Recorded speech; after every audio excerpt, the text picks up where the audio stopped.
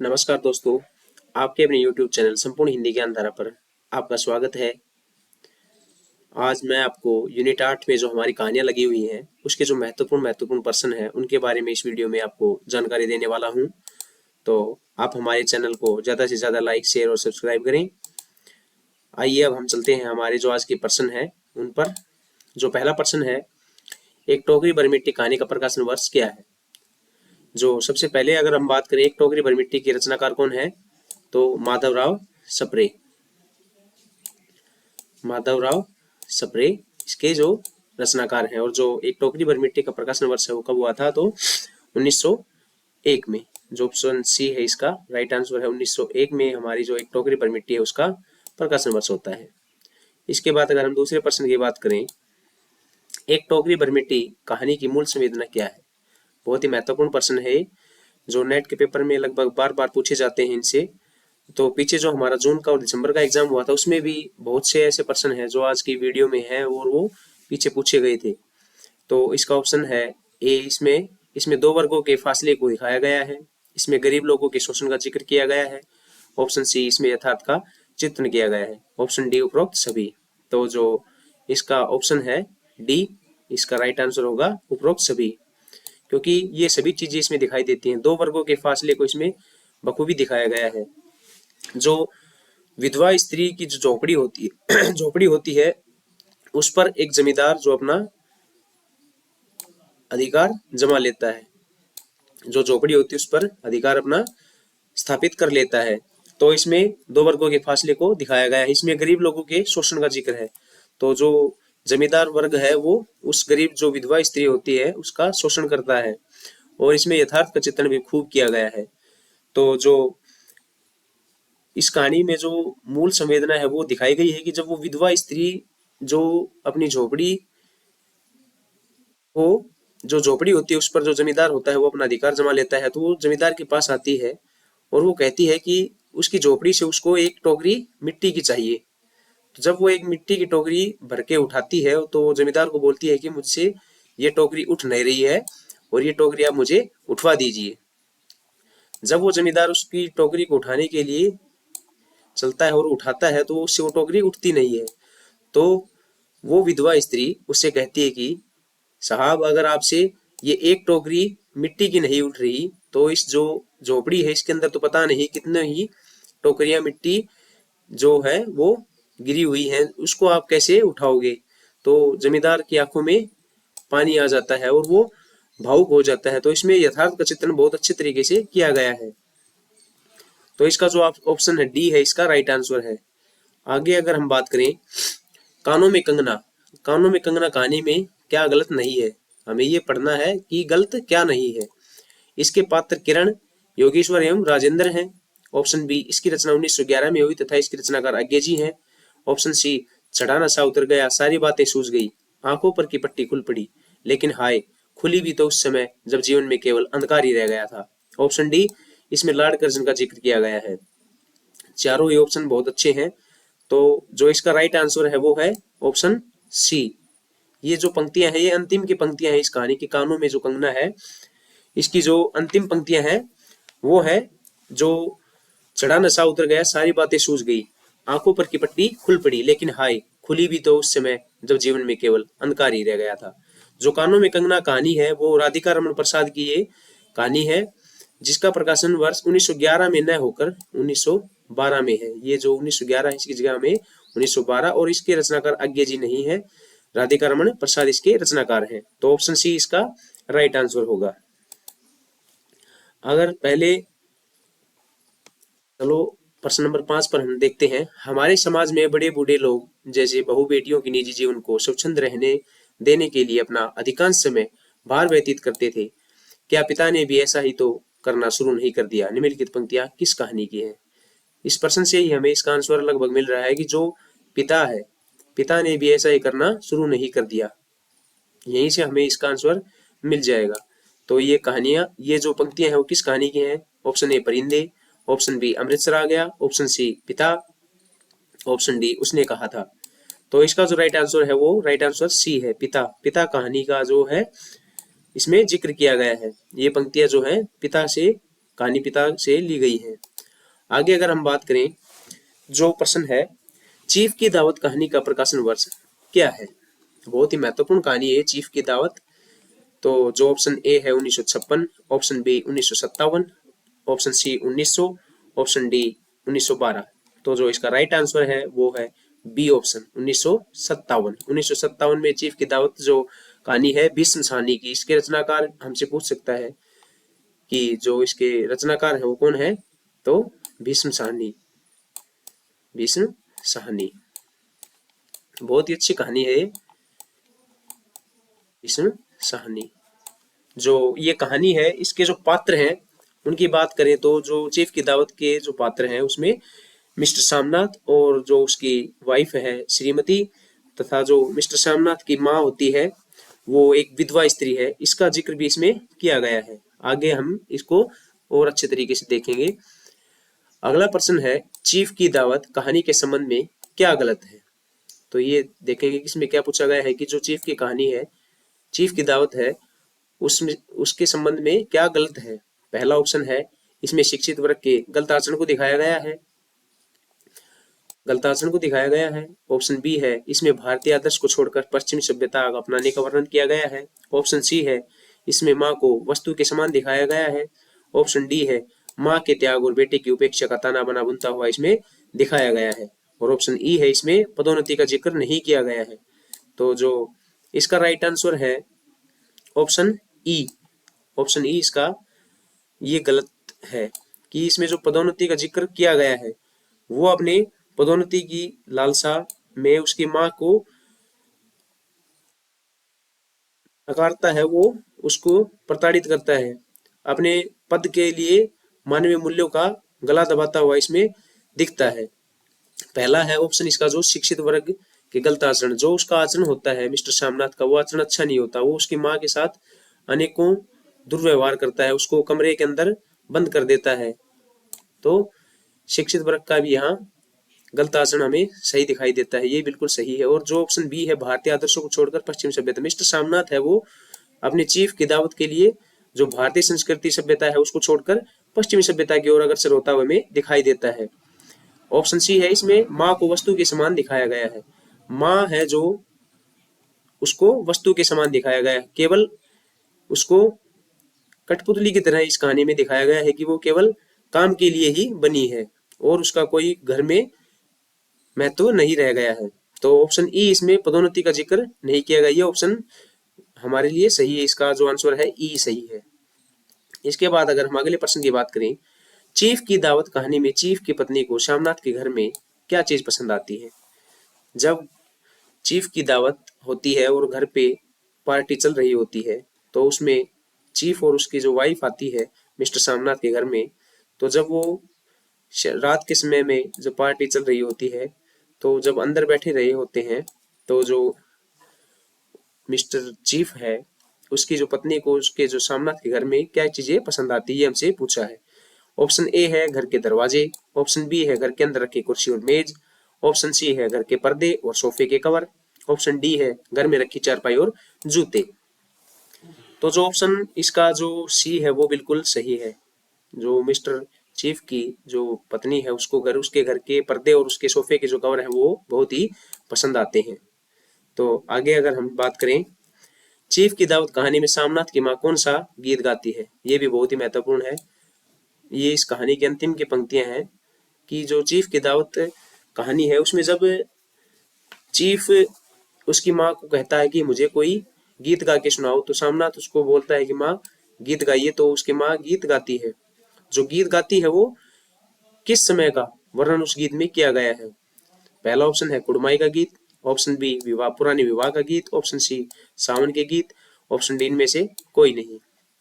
तो जो option B है इसका राइट आंसर होगा पुराने विवाह का गीत। इसमें चीफ की जो दावत कहानी में सामनाथ की माँ है वो गाती है, पुराने विवाह का गीत इसमें गाया जाता है। जो गीत गाती है वो देखिए, इसके बाद हाँ या ना सवाल ही नहीं उठता था। माँ बैठ गई, क्षीण दुर्बल लज्जित आवाज में एक पुराना विवाह का गीत, ये देखिए पुराना विवाह का गीत गाने लगी। हरियाणी माए हरियाणी बहने हरियाते बागी भरिया है। तो ये पुराने जो विवाह का गीत था वो इसमें गाती है, हरियाणी माए हरियाणी बहने हरियाते बागी भरिया है।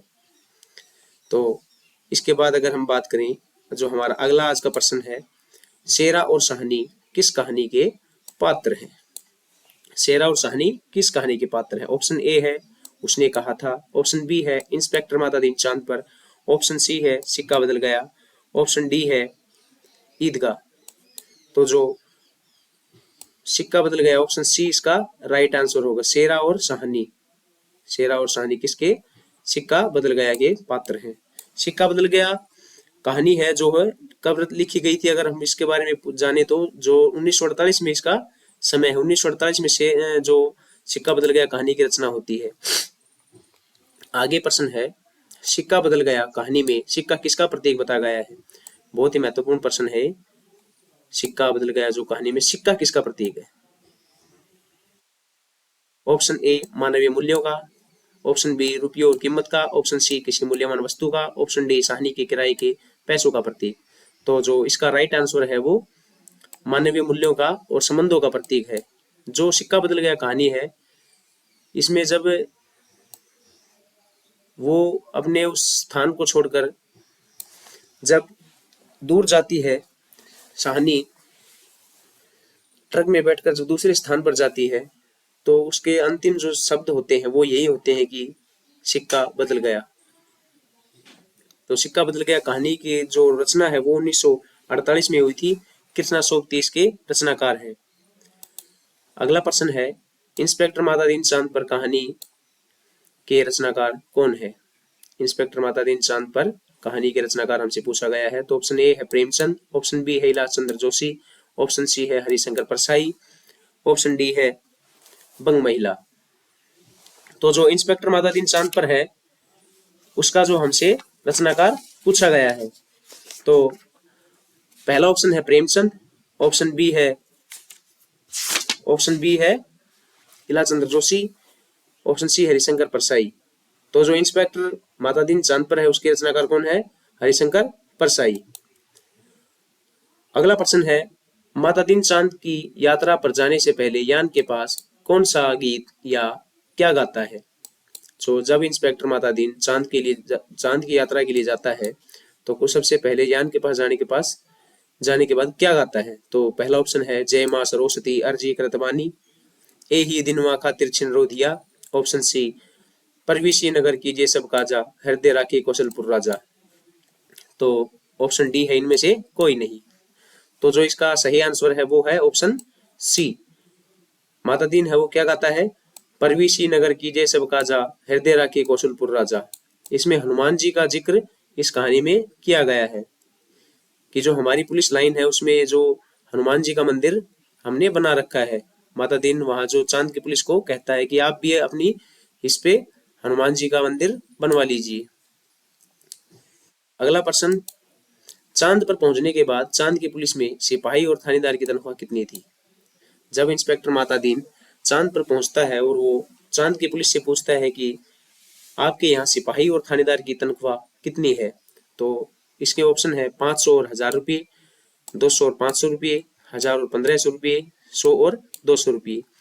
तो जो इसका राइट आंसर है वो है बी ऑप्शन, 200 और 500 रुपये। वहां 200 रुपये तो सिपाही की तनख्वाह थी और 500 रुपये थानेदार की तनख्वाह थी। जो ऑप्शन इसका डी दिया है हमें 200, 100 और 200, ये हमारे भारतीय पुलिस की वहां पे तनख्वाह बताई गई है कि जो 100 रुपए है वो हमारे यहाँ सिपाही की तनख्वाह है और 200 रुपए है वो जो है थानेदार की तनख्वाह है।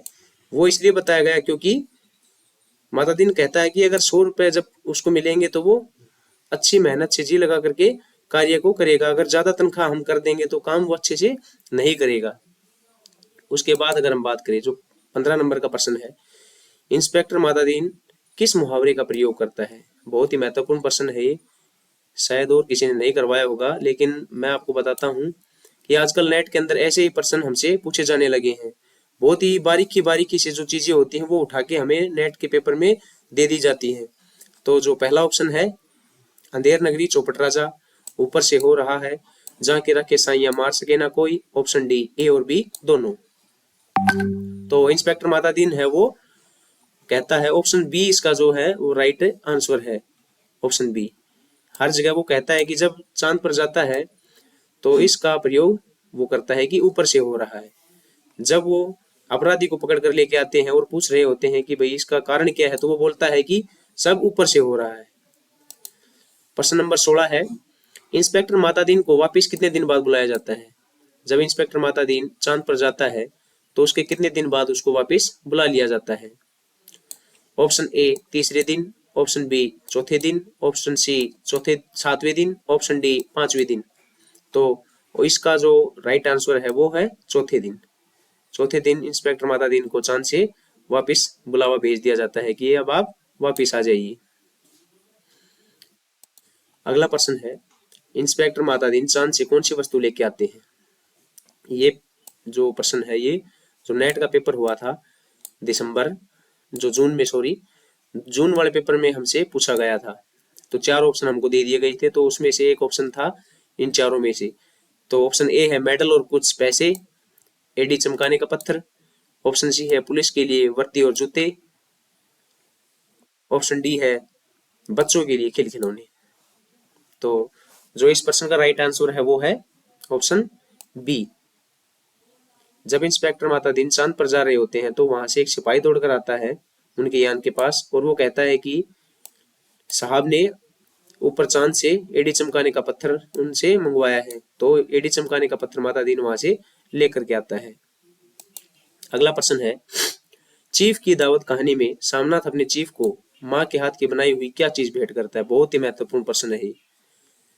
चीफ की दावत जो कहानी है उसमें सामनाथ अपने चीफ को जो उसके माँ के हाथ की बनाई हुई कौन सी ऐसी चीज है जो उसको भेंट करता है? ऑप्शन ए है माँ के हाथ के लड्डू, ऑप्शन बी माँ के हाथ के कुछ फूल, ऑप्शन सी माँ के हाथ की फुलकारी, ऑप्शन डी माँ के हाथ से बनाई हुई एक तस्वीर। तो इसमें जो ऑप्शन सी है ये इसका राइट आंसर होगा। जो माँ के हाथ की फुलकारी होती है वो मिस्टर चीफ को बहुत पसंद आती है।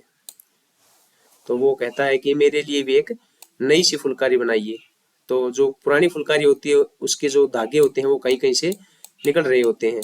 तो वो मना कर देता है कि ये चीज तो मेरे को पसंद आ गई लेकिन मेरे को तो नई फुलकारी चाहिए। तो जो मिस्टर सामनाथ है उसकी माँ से नई फुलकारी बनाने के लिए कहता है और उसको फुलकारी जो है वो पसंद आती है। इसके बाद अगर हम बात करें तो अगला प्रश्न है, तीसरी कसम उर्फ मारे गए गुलफाम कहानी के रचनाकार कौन है? बहुत ही इंपॉर्टेंट प्रश्न है। तीसरी कसम उर्फ मारे गए गुलफाम, तीसरी कहानी उर्फ मारे गए गुलफाम। तो इसके रचनाकार कौन है? ऑप्शन ए है Phanishwarnath Renu, option B Shekhar Joshi, option C Munshi Premchand, option D Jainendra Kumar. तो जो तीसरी कसम उर्फ मारे गए गुलफाम कहानी के रचनाकार है वो है फणीश्वरनाथ रेणु। रेणु जी की ये कहानी है तीसरी कसम उर्फ मारे गए गुलफाम। इसके बाद अगर हम बात करें जो तीसरी कसम उर्फ मारे गए गुलफाम है इसकी जो रचना है वो 1956 में की गई थी। तो कब की गई थी? 1956 में। 1956 में इसकी रचना की गई थी। इसके बाद अगर हम आगे चलें, राही कहानी में किस जाति का जिक्र किया गया है? Option A Sangrori, option B Mangrori, option C Manibhadra, option D इनमें से कोई नहीं।